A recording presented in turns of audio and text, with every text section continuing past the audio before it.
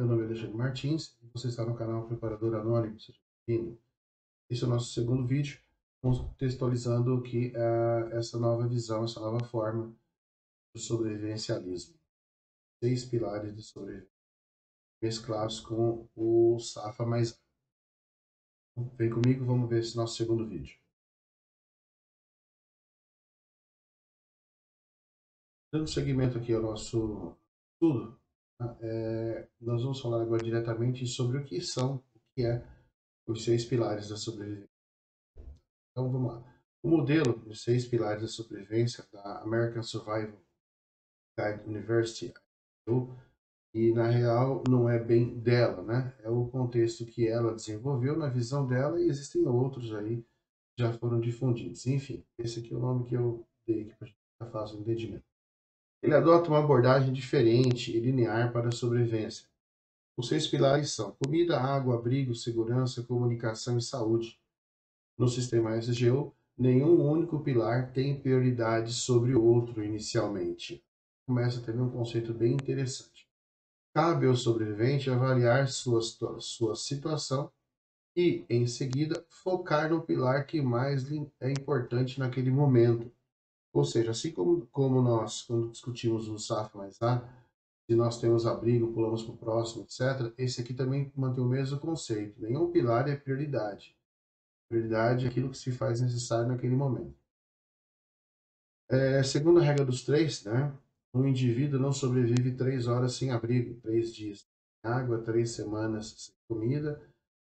Isso pode ser verdade. Isso é uma verdade. Eles não viverão 3 segundos sem segurança em um ambiente hostil também. A situação em que o indivíduo se encontra, ela baliza a sua necessidade, e não o sistema engessado. O sistema é uma ferramenta para o indivíduo, que determina qual necessidade de sobrevivência é a prioridade. Então, esse seria o conceito principal. É você ter à disposição as ferramentas, ter à disposição toda a sua expertise, e ela trabalhar em prol da sua necessidade, não aquela coisa engessada em que, olha, é assim, assim, assim, assim. Não, a receita não é essa. A receita é o contrário nesse caso, nesses casos em específico. Necessidade, a situação, não o sistema comando. Após procurar entender mais a fundo esse conceito, eu percebi que minha forma de pensar estava correta ou em sintonia com esses conceitos. Eu sempre imaginei que haveriam outras necessidades, outras situações que precisariam ser atendidas. E que minha forma de ver deu abertura, de certa forma, para que eu conseguisse interpretar e entender que esse conceito, até então novo para mim, era um complemento natural do que eu já conhecia. Eu sempre apresento no canal, em minhas aulas de sobrevivência, o sobrevivencialismo, como algo pessoal, algo de acordo com o momento e a necessidade. Então, esse conceito, ao qual eu achava ser um conceito pessoal, tá? Na realidade é um conceito bastante abrangente, bastante comum, e que foi corroborado por essas pesquisas que eu tenho feito. A sobrevivência consiste em avaliar a situação e, em seguida, elaborar e implementar um plano. Assim, vamos abordar essa visão agora, sobre a ótica dessa nova forma de pensar. Seguindo aquela regra é a situação que comanda, e não o paradigma, não a ferramenta, aqui nós vamos desenvolver aqui as necessidades. Ou seja, a minha necessidade tem que ser atendida. Como eu vou atender essa necessidade? Dentro dos conceitos e expertises que eu conheço. Bora lá. Temos como base aqui, além do SAFA mais A, lógico, os 6 pilares de sobrevivência. E é necessário que entendamos que a sobrevivência é um processo fluido e dinâmico. Quando o ambiente de sobrevivência muda, as nossas necessidades automaticamente mudam, precisam mudar e se ajustar. O que fazemos é passar de um pilar de sobrevivência ao outro mais apropriado. Não reconhecer isso, tá? Não ter uma boa consciência situacional, ou, como dizem, se tornar hiperfocado e inflexível, travado num pilar de menor prioridade por ser um pilar que nós gostamos, o que nós dominamos com mais técnica, né, pode fazer uma grande diferença entre a vida e a morte. Então, esse reconhecimento de mudança de prioridades, ele tem que ser instantâneo. Existe a necessidade de, em uma emergência específica, fazermos o máximo em pouco tempo, ou a resposta tem que ser imediata, sem focar, sem focar a si ou a sua equipe, a ruptura ou fadiga. Como assim? A necessidade ela muda a cada instante. Eu não posso forçar a minha equipe ou a mim mesmo essas mudanças constantes, fazendo com que as pessoas acabem quebrando sob fadiga, sob estresse. Aqui cabe ressaltar que existe aquela necessidade premente de visualizar e estar pronto e focado para essas alterações. Eu não posso ser pego de surpresa por algumas situações. Quando eu me ponho em uma situação de risco, eu tenho já que tentar antever essas situações também. Isso faz parte do processo de reconhecimento de necessidades. Como funciona e o que é? Como eu disse anteriormente, tudo evolui. E o conceito dos 6 pilares é um grupo de condições que fornecem um algo a mais para sobrevivência, sobrevivencialismo. Vamos ver cada um deles, tá? Em cada momento. Podemos aprimorar o conceito visando uma performance melhor dentro do que a gente já tem aqui. Tá? Não é porque esse aqui é um conceito que ele é engessado também. Se vocês que estiverem acompanhando, ou a gente no decorrer dos estudos disso aqui, descobrir que dá para melhorar, a gente vai melhorar sim, vamos fazer o nosso. Em língua inglesa, assim como na nossa língua, os pilares são representados por siglas, a exemplo do SAFA mais A, civilização, abrigo, fogo, água e alimento. A sigla representada pelos 6 pilares é assim descrita, né? Foxtrot, Whisky, Sierra, Sierra, Charlie, Hotel. Food, Water, Shelter, Security, Communication e Health. Então a gente tem aí a sigla em inglês. Poxa, mas aí fica difícil da gente conseguir fazer uma tradução. E como nós temos aqui um canal primordialmente brasileiro, língua portuguesa, e a gente está fazendo adaptações livres para que a coisa fique fácil de entender, eu imaginei, tomei a liberdade de fazer uma tradução literal, tá? E ficaria assim descrita, de forma que iremos conversar sobre ela daqui para frente. Então, ao invés de colocar o meu famoso Foxtrot Whisky duplo Sierra Charlie Hotel, eu coloquei aqui uma sigla em português. Charlie duplo Alpha Sierra Charlie Sierra, ou o CASCS. Comida, água, abrigo, segurança, comunicação e saúde. E para facilitar, iremos usar o termo pilar 1, 2 e 3 assim por diante. A ideia deste ponto para frente é personalizar o tema. Podemos criar o nosso próprio sistema e chamá-lo de cascas, né, para deixá-lo com a cara do canal e de uma forma mais fácil de ser entendida, ou o nome que você quiser dar. O importante é que nós tenhamos aqui a capacidade de vislumbrar mudanças. Essa é a realidade. Bora lá. Esse aqui é o símbolo da American Survival Guide, né, da University, e mostra aí o conceito que eles planejam e praticam desde 2016. Se não me engano, 2016. O pilar 1, comida. Vamos abordar aqui a primeira necessidade. Quando falamos ou nos referimos ao tema comida, no contexto da sobrevivência, do sobrevivencialismo, de uma emergência, não podemos nos restringir a uma única fonte ou tipo, tá? Ou uma forma de obtenção. Comentei com vocês lá atrás, na rotina do fim do mundo, que não adianta você ter uma única fonte de comida. Então você tem que ter uma gama dessas possibilidades. Você tem que ter uma variedade maior. Vamos lá. Devemos abranger a todos os tipos e formas. Abrangemos a comida de fontes vegetais, animais, industrializadas, naturais ou não. Nós não nos restringimos nem por gosto, nem por opção, nem por paladar, nem por nada. Está ali, tem que ser utilizado. Devemos aceitar que tudo que anda, nada, rasteja e voa, nasce no solo ou em água, inclusive as industriais, é fonte provável de alimento. Então você acaba ampliando as suas possibilidades. Assim, pensamos em caça, pesca, cultivo. Por 6 pilares de sobrevivência, o primeiro pilar é a comida. O pilar alimentos abrange alimentos, sua aquisição, armazenamento, preparação e sustentabilidade. Olha só, acabamos entrando num ponto interessante aqui que a gente acaba não falando quase que corriqueiramente. Nós temos aí a produção de alimentos, a aquisição de alimentos, em todos os seus conceitos. Eu tenho que fazer aquisição por caça ou pesca, sabe lá Deus que seja, por colheita, plantio. Eu tenho que pensar também na sua conservação, armazenamento, no seu preparo e na sustentabilidade, na reposição dessas fontes de alimento. Já é um conceito a mais.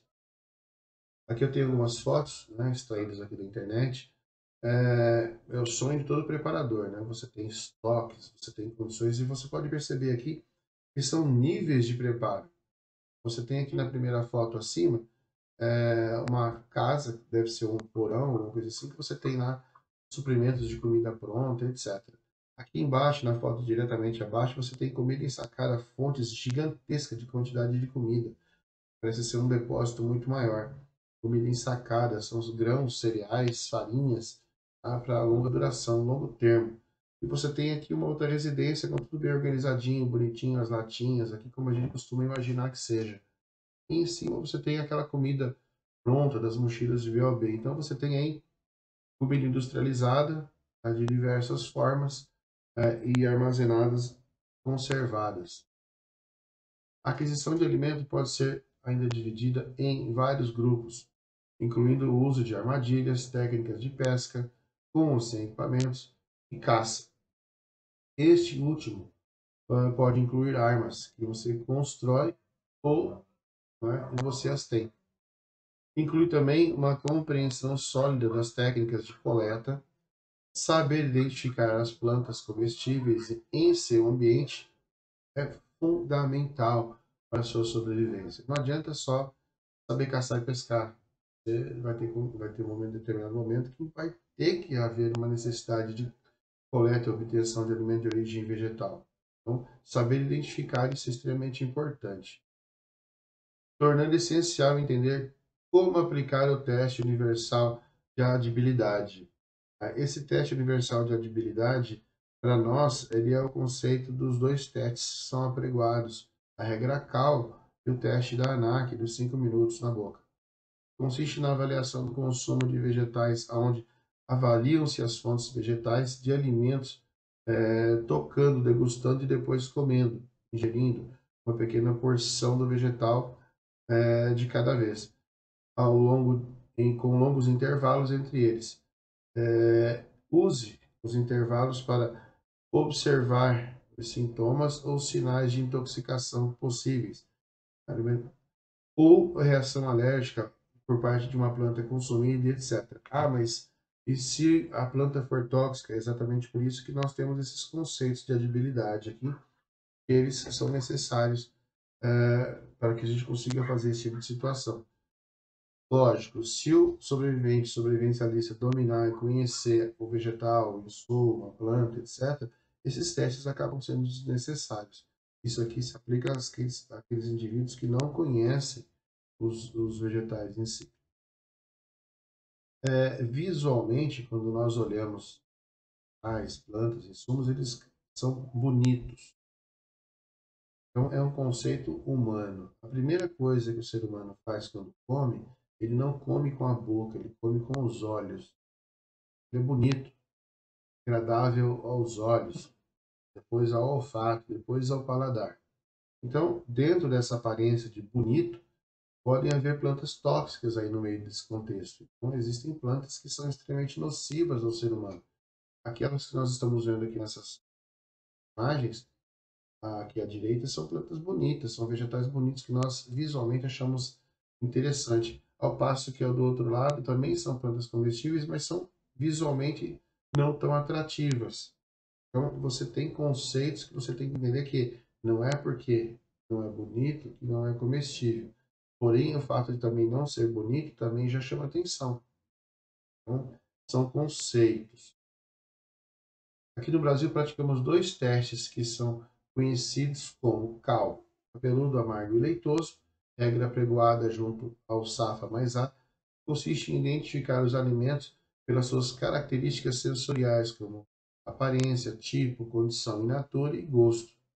E o teste que é apregoado pela ANAC, Agência Nacional de Aviação Civil, dentro dos seus conceitos de sobrevivência, consiste em provar uma pequena porção do alimento sem mastigar por um período de 5 minutos na boca, para que a saliva interaja com esse alimento e faça com que essa descamação química libere as suas substâncias orgânicas, químicas do próprio alimento na sua língua, no seu, pelo paladar, pela sua reação adversa a essa descamação química, essa exposição às partes do vegetal, você saberia se ela é uma planta tóxica, se deu reação alérgica adversa, se deu náusea, vômito, enfim.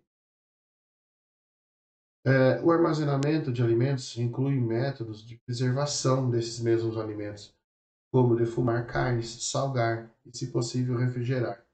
O armazenamento de alimentos também inclui alimentos processados com vidas longas, como alimentos congelados, enlatados, bem como rações de emergência, refeições prontas para comer, né? Tipo liofilizado ou similar. A preparação dos alimentos é tudo, desde saber como esfolar ou desossar, até como construir ou iniciar uma cocção ou fogo. Se você tem ferramentas ou recursos para fazer ou não, seu sucesso dependerá dos seus conhecimentos e habilidades. Veja, se nós não tivermos uma refrigeração adequada, eu vou ter que ter outros métodos de conservação desse alimento. Então, demanda que eu estude e aprenda esses outros métodos. Não dá para simplesmente focar em uma situação. Eu vou pescar e peguei mais peixes do que eu precisava. Eu vou descartar esse peixe por excesso? Não, de forma nenhuma. Eu vou ter que dar um jeito de conservar esse alimento por longo tempo, até que ele se consuma sem estragar e que eu consiga me sustentar com esse alimento e sustentar meu grupo. Suas ações e estoques de alimentos, enlatados ou não, acabarão em uma situação de sobrevivência de longo prazo.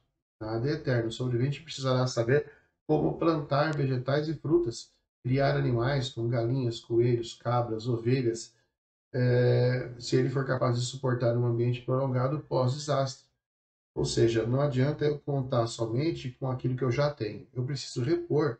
Isso entra naquele item na sustentabilidade. Não adianta nem eu só tirar do solo aquilo que eu preciso. Eu preciso repor de volta ao solo aquela condição. Uma das perguntas mais frequentes é quanta comida armazenar. Inclusive, já falamos desse tema no canal. A ESG sugere, de certa forma eu até concordo, que a regra geral devemos manter cerca de 30 dias de fornecimento de alimentos em um ambiente fresco, seco, estável e seguro. Esse seria o nosso ponto de partida. Alguns sobrevivencialistas mais arraigados, eles acabam apregando 3 meses. Porém, não devemos fechar questão de dar uma resposta definitiva, mas o processo relativamente simples para se determinar suas necessidades específicas é à medida que você constrói seus planos. Tem-se em mente que as suas escolhas podem ser feitas sobre os requisitos para água, equipamentos, cozinha e outras preocupações também. Não se fecha a questão em nada nesse sentido. Aqui tem uma tabela muito interessante que eu ajudei a desenvolver com base em estudos do meu livro Preparação, está lá na Amazon, e estudando para o meu outro manual de sobrevivência e aprimorando junto com essas técnicas aqui. A SGU sugere, como regra geral básica, devemos manter cerca de 30 dias de fornecimento de alimentos, porém não devemos fechar questão ao tema, e sim dar uma solução à medida que você constrói seu plano. Essa é a orientação deles. Com base nisso, aqui no canal a gente já falou sobre esse ponto e observamos preparativos de construção. E que cada preparador tem a sua visão de necessidade e sua questão de tempo. Para quanto tempo me preparo? Para quanto os meus estoques estratégicos em termos de quantitativo vão ser mais abrangentes e para que eles serão? Então, para dar a ideia inicial, é isso aqui. Ó. Um dia ou 24 horas, eu tenho o meu EDC básico, onde eu tenho as minhas ações simples. Tá? Barrinha de cereal, uma garrafinha d'água, etc. 3 dias, ou na minha Bulga Outbag, eu tenho as ações para 3 dias da retirada, ou seja, comida e água, eu já tenho uma quantidade maior. 3 semanas de sobrevivência de curta duração, de nível 1.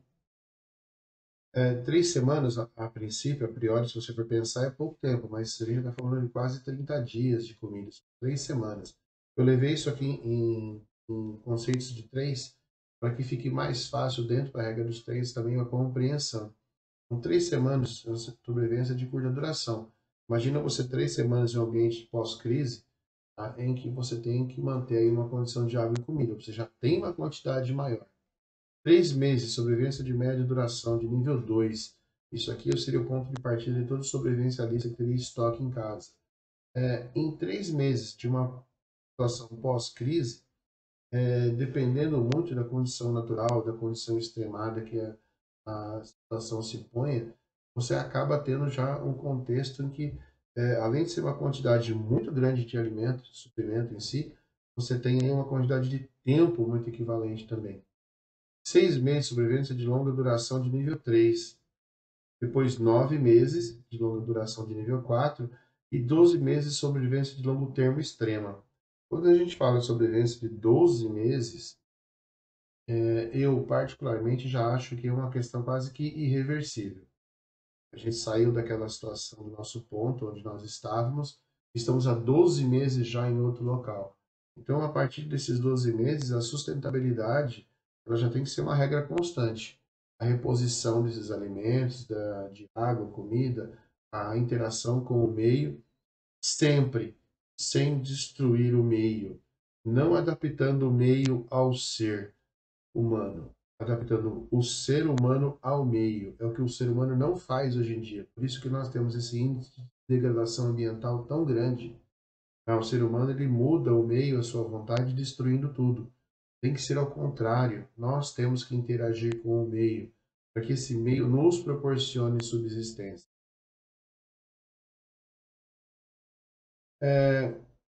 Vamos começar com uma revisão dos alimentos que cada pessoa em seu grupo normalmente come durante um período de 2 a 4 semanas.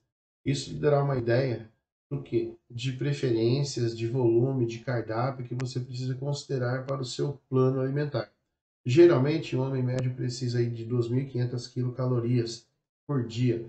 Uma mulher média precisa de mais ou menos 2.000 calorias. Isso se ela não estiver em condição de lactante, amamentando, grávida, etc. Condição padrão.